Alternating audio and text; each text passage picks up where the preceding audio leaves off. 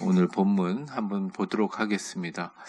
1장 24절에서 27절까지의 말씀인데요. 우리 화면 보시고 같이 봉독하겠습니다. 시작.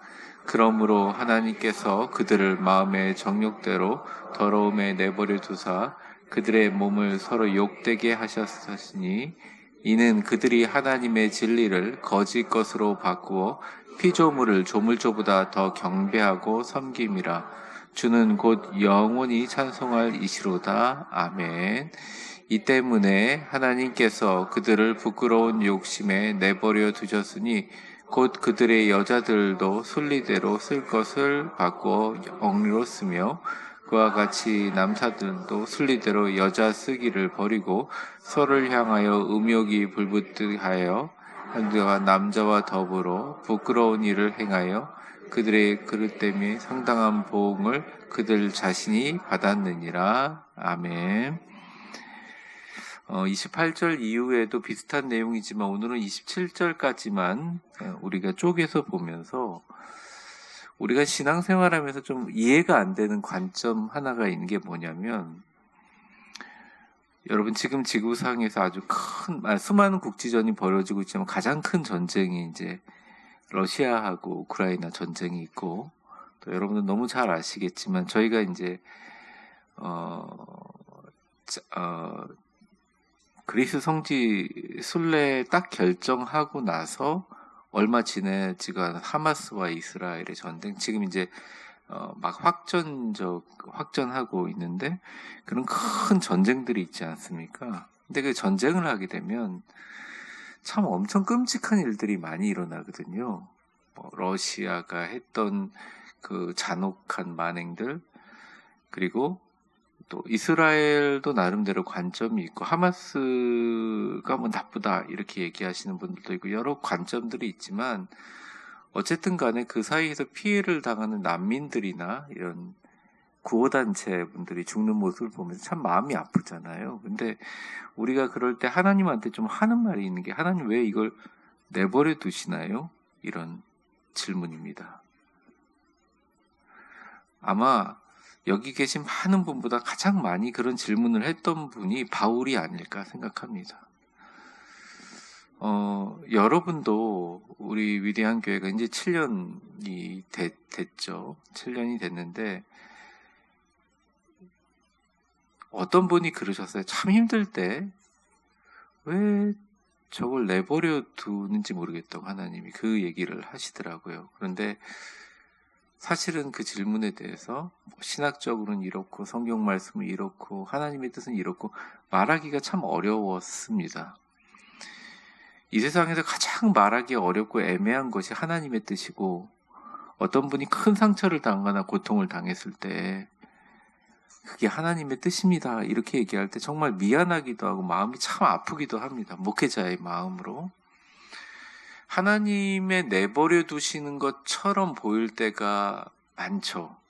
불신자들은 하나님 자체를 믿지 않기 때문에 하나님이 안 계신다고 생각하니 내버려둠의 관점을 이해할 수가 없지만, 신자들은 분명히 삶 속에서 하나님이 살아계시는 걸 경험했거든요. 내가 영적으로 죽을 뻔한 것들 하나님이 살려주셨고, 정말 나쁜 길로 들어갈 수밖에 없었는데 하나님이 막대기와 지팡이로 사망의 음침한 골짜기에서 우리를 보호해 주시고, 또 그토록 소원하던 일들 열심히 기도했는데 하나님이 너무나 놀랍게 바로 그 시간 그 타이밍에 그 일을 해서 복을 주신 걸 알기 때문에 하나님이 살아계심을 분명히 알고 계신단 말입니다. 근데 그 하나님이 왜 인간의 이런 타락과 끊임없는, 오늘 얘기해보면 동성애가 나오지만, 이런 어떻게 보면 하나님이 가장 싫어하는 것만 골라서 하나님을 계속 무시하고 거부하는 그 인간들을 내버려 두시는가에 대한 굉장히 많은 신학적인 관점이 있습니다. 그런데 이제 21세기 들어와서 이제 정리가 된 것은, 예전의 시대와 달리 예전에는 이제 우리가 예정론을 믿었기 때문에 그런 것에 대해서 어떤 인간적인 개입이나 기도나 하나님이 만들어 가시는 역사의 조각에 우리는 그냥 부속품일 뿐이다라는 게 받아들여졌었는데, 이게 현대 신학이 발전하면서 성경을 깊이 연구해보고 바울이 갖고 있는 생각들을 더 깊이 바라보면서 이 하나님이 내버려두는 이유가 무엇인가에 대해서 한번 살펴보게 되었죠. 오늘 본문에 보면 여러분들 본문을 한번 화면으로 잠깐만 살짝 보여주시겠어요? 24절 한번 보여주세요. 그럼 보면 더러움에 내버려 두사 이렇게 나와 있잖아요. 25절 한번 보여주십시오. 그 다음에 26절로 한번 넘어가겠습니다. 내버려 둔다라는 얘기가 나오잖아요. 27절 한번 보겠습니다. 여기 보면 그냥 그렇게 두시는 것 같은 하나님의 느낌이 나와요.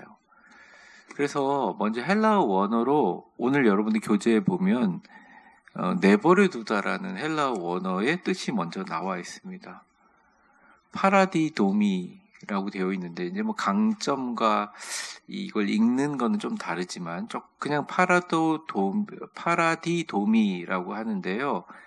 이거는 굉장히 강력한 동사입니다. 그냥 신약 성경에는 이게 몇 가지가 쓰이는데 이렇게 쓰입니다.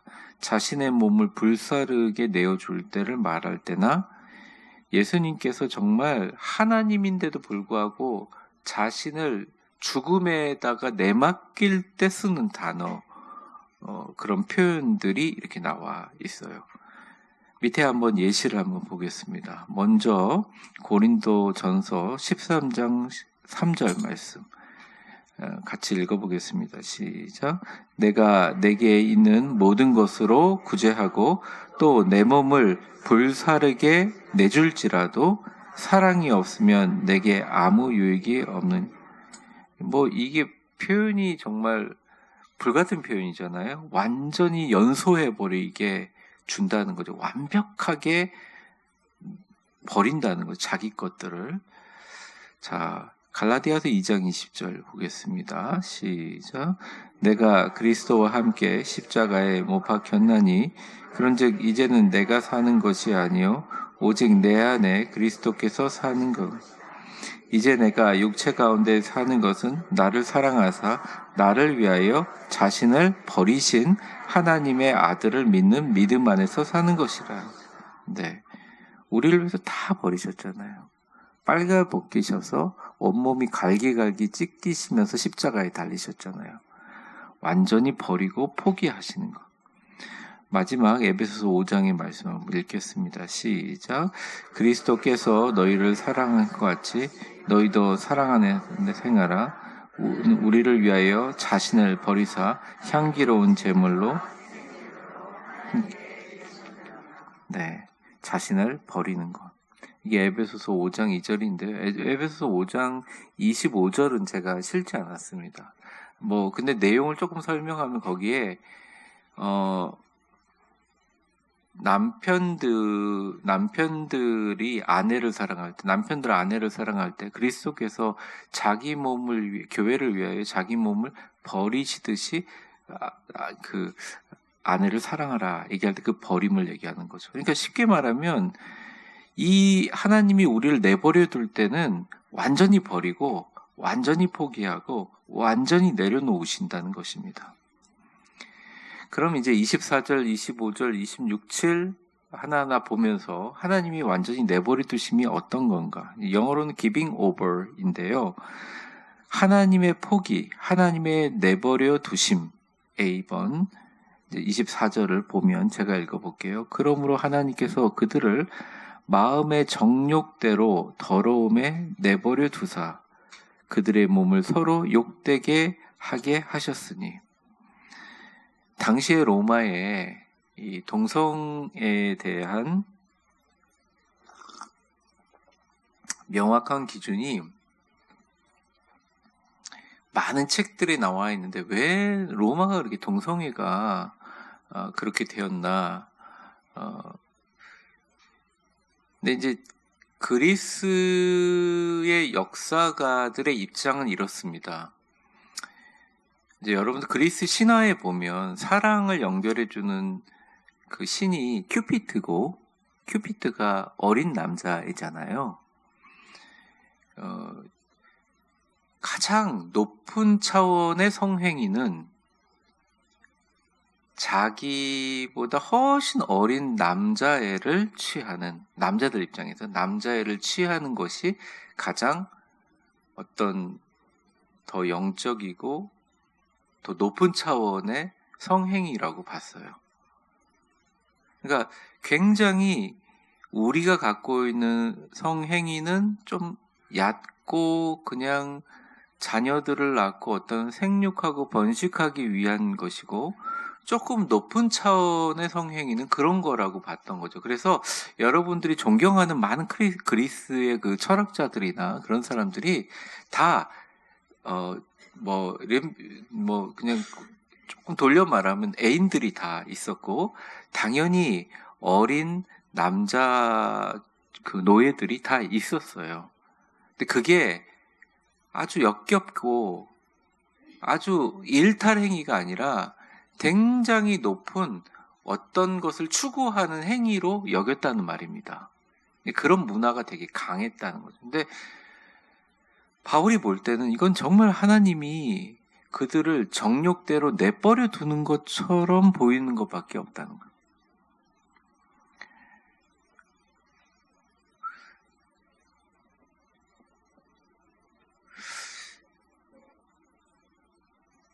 자세한 설명을 좀 하고 싶지만 그냥 말겠습니다.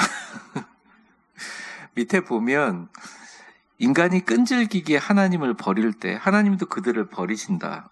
하나님의 백성이라도 그분을 무시하고 그분께 불순종할 때 하나님도 잠시 그들을 버릴 수 있다.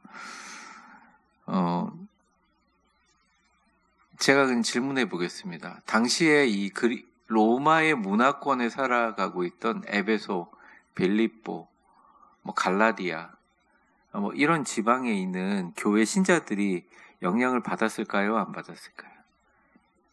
당연히 받을 수밖에 없는 거죠. 당연히 받을 수밖에 없는 거죠. 그러니까 이게 하나님도 끈질기게 인간이 하나님을 버리면 하나님도 그들을 버리신다는 것입니다. 하나님의 백성이라도 그분을 무시하면, 불순종하면 잠시 버릴 수 있는데 그냥 어설프게 버리는 것이 아니라 완전히 방임하고 전적 타락에 이르도록 그냥 내버려 둔다는 것입니다. 시편에 보면 이런 한탄조의 말이 나옵니다. 밑에 시편 81편 11절에서 12절까지 같이 읽어보겠습니다. 시작. 내 백성이 내 소리를 듣지 아니하며 이스라엘이 나를 원하지 아니하였도다. 그러므로 내가 그의 마음을 완악한 대로 버려두어 그의 임의대로 행하게 하였도다. 네. 임의대로 행하게 만들어서 결국 어떻게 해요? 결과를 끝을 보게 만드는 거죠. 망하게 만들어 버리시는 하나님. 그리고 아주 절정이 호세아인데 호세아 4장 17절에 보면 에브라임이 우상과 연합하였으니 뭐라고 돼 있어요? 버려두라 이렇게 얘기합니다. 이미 하나님이 호세아하고 얘기하고 호세아의 기도 가운데 버리라 이렇게 얘기해 버리는 겁니다. 완전히. 그래서 여러분들 밑에 예시 전까지 사람들이서부터 응답입니다까지 한번 우리 같이 읽어볼까요? 시작. 사람들이 하나님의 진리를 거부하고 자신의 길을 따르기로 선택할 때 하나님은 그 선택을 존중하십니다. 이것은 하나님이 우리를 포기하시는 것이 아니라 오히려 우리가 그분과 떨어져 사는 결과를 경험할 수 있도록 하는 응답입니다. 밑에 예시가 있는데 이거는 우리나라 예는 아닌 것 같아요. 우리나라에서는 아이들을 이렇게 교육시키지 않아요. 제가 미국에서 되게 너무 놀랐던 것 중에 하나가 우리나라에서 아이들이 따라오다가 엄마 아빠 등을 따라오다가 애가 넘어지면 엄청 큰일이 난 줄 알고 부모들이 막 눈 동그래가지고 뛰어가거든요. 애 일으켜주고 난리가 나잖아요. 근데 저는 미국 10년간 살면서 애가 오다가 넘어지고 땡깡 부리는 건 말할 것도 없고요. 애가 오다가 넘어졌어요. 풀썩. 진짜 어린애 봐도. 스스로 일어날 때까지 안 일으켜줍니다. 안 일어나면 무슨 해병대 이렇게 하는 것 같은 느낌이에요. 아주 매서워. 그러니까 너무너무 애들 사랑하면서 키우거든요. 미국 사람들을 사랑 안 하면서 키우는 거 아니에요. 너무 예쁘거든요. 어릴 적에 조그맣고 다 인형 같고 애들이. 근데 아이들이 오는데 넘어지는데 절대 일으켜주지 않아요. 그리고 엄마가 가까이 가서 아주 매서운 얼굴로 네 발로 일어서라고 얘기를 합니다. 그게 이제 미국식 교육이거든요. 넘어져서 일어날 줄도 알아야 되는데 그걸 일으켜주잖아요. 그럼 그 아이한테 독이 된다고 생각하는 게 미국식 교육인 거예요. 난로에 손을 대지 말라고 경고를 합니다. 내가 장난으로 막 손을 대는 장난을 계속 쳐요. 어느 부모가 애가 거기 손대서 화상 입는 거 좋아하겠어요? 애가 상처받는 걸 원하지 않지만 손을 아뜨 하는 게 엄청난 경험에 그 사람의 평생의 교사가 될 수 있다는 것을 너무너무 알아서 그냥 내버려 두는 것들. 마찬가지로 하나님께서 때때로 우리의 선택의 결과를 경험하게 하시고 그 결과가 우리로 다시 한번 그분에게 하나님밖에 없구나 돌아오게 하는 경험들을 하게 만드신다는 겁니다. 이게 아프지만 이 땅의 진실이고 성경에서 말하는 내용이고 바울이 깨달은 거예요. 그들을 마음의 정욕의 더러움대로 내버려 두고 그들의 몸을 서로 욕되게 만드신 분이 누구냐? 하나님의 허락 없이는 이 일이 일어나지 않았다라고 생각하는 것입니다. 그러니까 이 땅에 수많은 악이 있고 이 땅에 수많은 고통과 우리가 어떻게 보면 방관할 수 없는 많은 일들이 있지만 우리가 빛이 되고 소금이 되어 그들에게 나가서 기도하며 세상을 바꾸는 일도 해야 하지만 때때로 하나님께서 그 모든 일들 가운데 하나님이 깊으신 뜻이 있다는 것을 우리는 잊지 말아야 한다는 것이죠. 이걸 설교하기는 되게 편한데 우리도 아멘하며 받아들이긴 편한데 이 마음을 품고 세상을 향해서 아무것도 하지 않고 살라고 하는 하나님의 말씀인가? 그것은 아니라는 것입니다. 왜냐하면 25절에 보면 거기에 대한 약간의 설명이 나와요. 진실을 거짓으로 바꾸다. 이는 한번 25절 같이 읽어보겠습니다. 시작. 이는 그들이 하나님의 진리를 거짓 것으로 바꾸어 피조물을 조물조보다 더 경배하고 섬김이라. 주는 곧 영원히 찬송할 이시로다. 아멘. 하나님이 이렇게 내버려 두는 이유 중에 하나가 하나님의 진리를 거짓것, 피조물과 바꾸어서 섬기고 경배하는 그런 모습들. 그러니까 결국 하나님이 가장 싫어하는 것이 뭐냐? 하나님 없어도 괜찮은데? 하나님이 설 자리가 어디야? 난 하나님 없어도 괜찮아. 하나님 자리에 돈이나 권력이나 개인적인 위안이나 하나님보다 더 중요하게 여기는 것들이 우선이고 하나님은 가끔 내가 어려울 때 오셔서 나 도와주시는 어떤 어시스턴트 정도의 역할이야 라고 생각하지 못하게 하나님께서 자주는 아니시지만 인간의 타락의 극점에서 그것을 내버려 두고 타락을 겪게 하신다는 것입니다. 지금 시대일 수도 있지만 당시에는 로마가 그래서 무너진 거거든요. 아무도 사실은 로마가 세웠던 수많은 민주주의 제도서부터 군대, 군수, 건축, 문화, 예술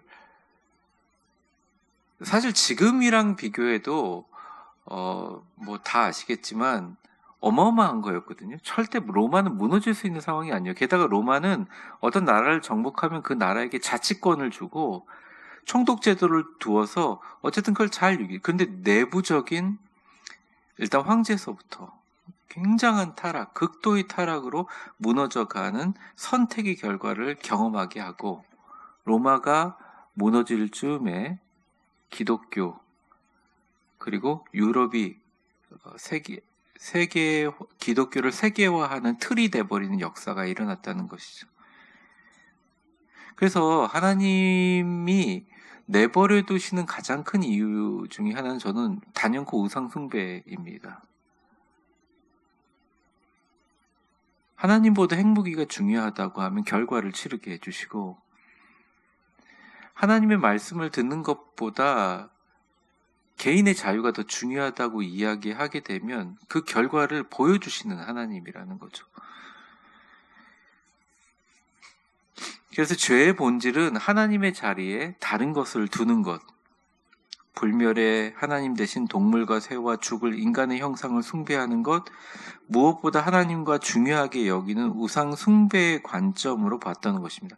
근데 이제 바울이 그런 눈으로 밖에 볼 수밖에 없었던 것이, 로마에 있는 크리스찬들에게 기도를 하면서 편지를 쓸 때 로마에 있는 크리스찬들이 핍박도 당하기도 하지만 황무제 숭배를 하지 않아서 카타콤에 숨어서 예배를 드리는 불편함과 핍박 가운데 있기도 하지만, 사실은 로마 전체가 주는 그 향락과 수많은 신들을 숭배하고 수많은 신들과 신전 가운데 하나님을 섬기자는 우상으로 가득 찬 곳에서 기독교인들도 위안을 얻을 수가 있거든요.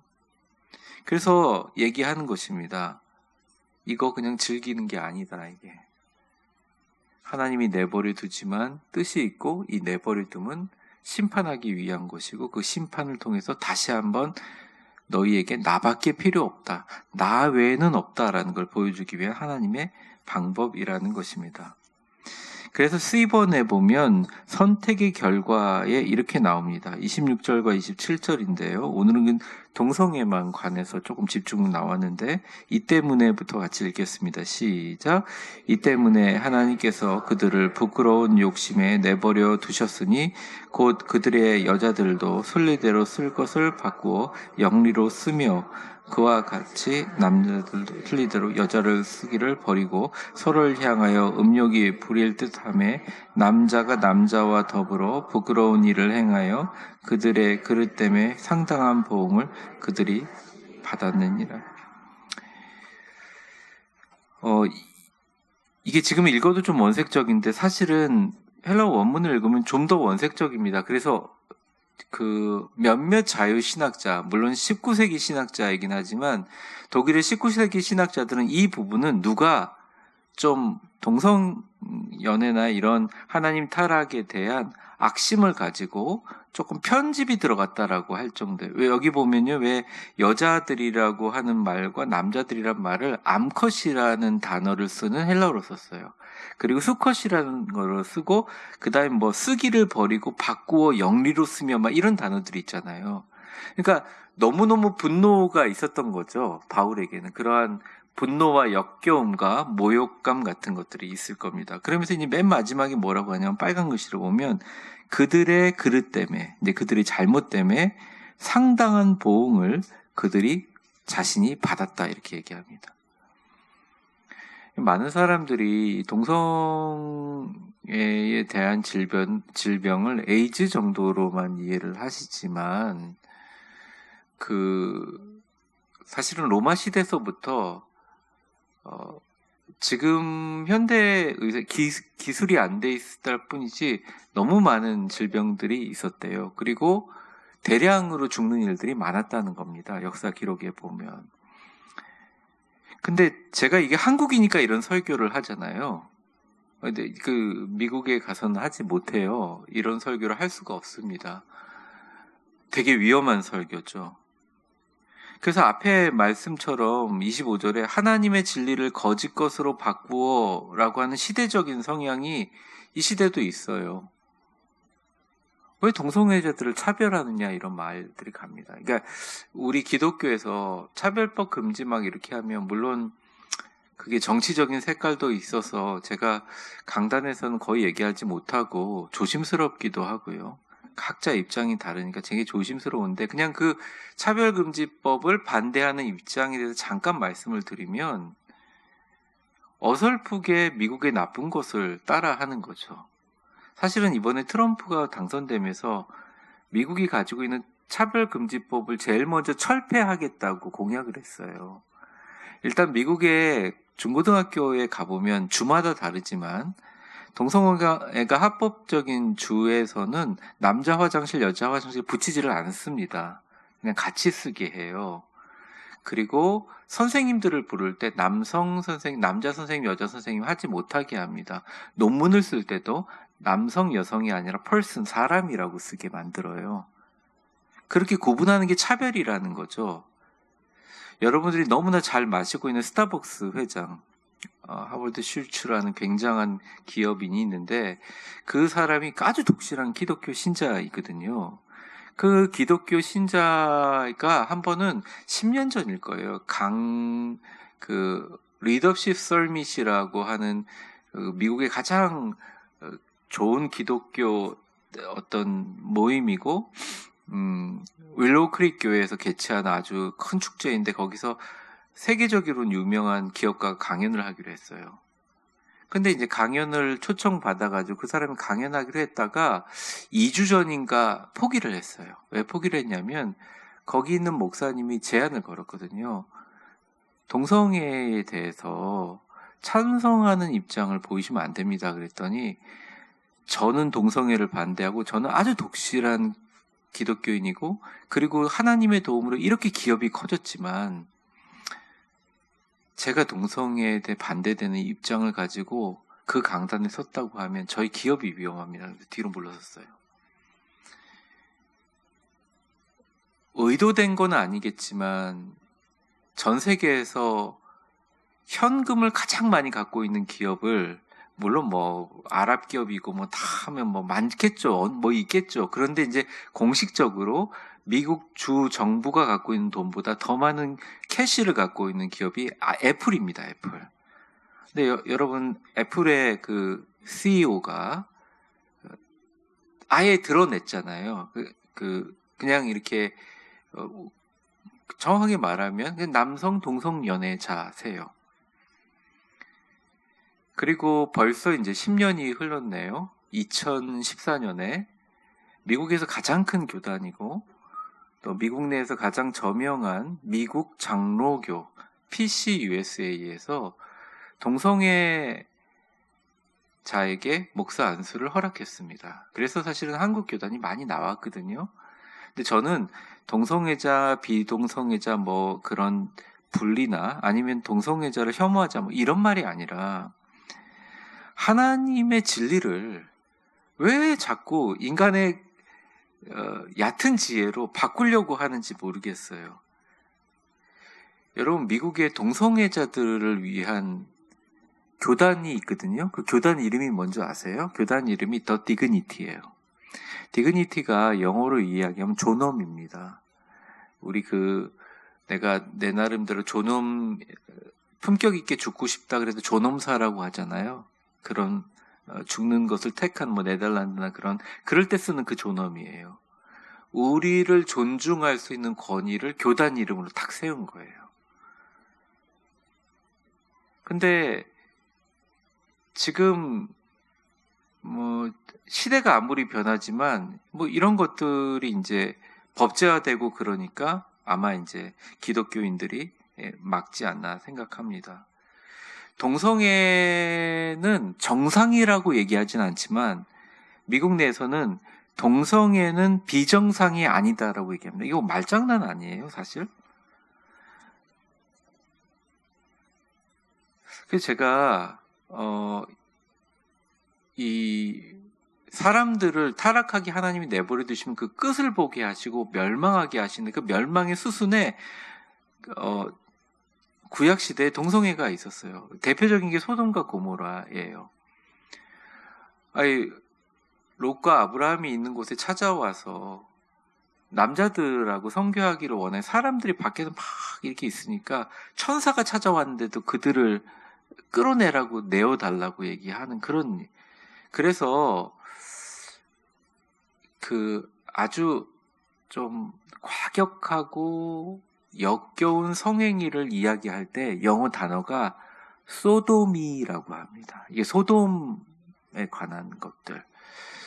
그리고 참 조심스러운 이야기인데요. 건전하게 한 사람의 파트너와 동성 연애를 하는 사람도 있겠지만 대부분은 사회적으로 인정을 받지 못하고 결혼하기도 어려운 현상이잖아요. 우리나라만 해도 남자가 둘이 신랑 신부가 되는 게 말이 되냐고요. 이게 안 되잖아요. 그러니 이게 음성적으로 되다 보니까 물러날 수밖에 없는 거죠. 미국도 마찬가지, 전 세계도 마찬가지예요. 그런데 사람들이 어쨌든 하나님이 주신 진리보다는 인간의 생각과 인간의 마음으로 순리대로 쓰지 않고 부끄러운 일을 행해서 그 그릇 때문에 상당한 보응을 그들이 받게 된다는 것입니다. 대부분 질병으로 시작해서 나라의 멸망으로 시작되죠. 로마도 그랬고, 사실은 노아의 홍수가 일어난 것도 사람들의 극단적인 타락이었습니다. 광야 40년의 심판도 불순종이었지만 그랬었고요. 유다와 이스라엘 멸망도 다 하나님의 내버려 두심이 역사가 있었고, 그리고 그 내버려 두심은 하나님이 인간을 미워하시는 게 아니라 회복을 위한 하나님의 방법이었다. 그런데 하나의 의문이 딱 생기죠. 아니, 목사님, 하나님이 정말 인간을 사랑하시면 그런 나쁜 짓을 하려고 그럴 때 번개가 치든지 아니면 스파크가 파치직 일어나가지고 소스락 쳐가지고 이거 안 되는구나. 고양이들이 뭐 이렇게 가다가 이렇게 잘못하면 안 돼! 그리고 코에다가 탁 콧등을 한 대 때리면 이러고 이제 움츠려져 있잖아요. 강아지들. 그런 식으로 좀 하면 안 되나요? 왜 이렇게까지 끝장을 보시려고 하나요? 근데 여러분, 하나님께서 우리 인간을 하나님의 형상으로 지었잖아요. 하나님의 형상이 가지고 있는 가장 큰 특징 중에 하나가 자기의 의지대로, 자기의 생각대로 자기의 인생을 살 수 있는 선택권을 주셨어요. 그래서 우리가 예수를 주로 고백할 때 하나님이 나를 고백하게 하시는 프로세스 가운데 있는 것은 맞지만 내 의지와 내가 갖고 있는 믿음으로 고백해야 그것이 바로 구원으로 연결될 수 있다는 것이 바로 그렇다는 것입니다. 어떻게 보면 하나님께서 엄청 존중한 거예요. 엄청 존중한 거예요. 로봇처럼 AI처럼 우리를 조종하지 않으시고, 하지만 하나님이 보면 성경에 보면 되게 한탄을 하시고 한숨을 쉬시고 후회하시는 경우가 되게 많아요. 그러니까 창세기부터 계속 후회를 하시는 거예요. 후회를 하시는 거예요. 그런데 하나님이 회복해서 하나님이 있구나라고 깨닫게 하는 유일한 방법은 온전히 버리시고 포기하고 내려놓게 하셔서 어설프게 버리지 않고 완전히 방임하고 전적 타락하게 해서 망하게 해가지고 그분과 떨어져 사는 결과는 이렇게 참담하구나.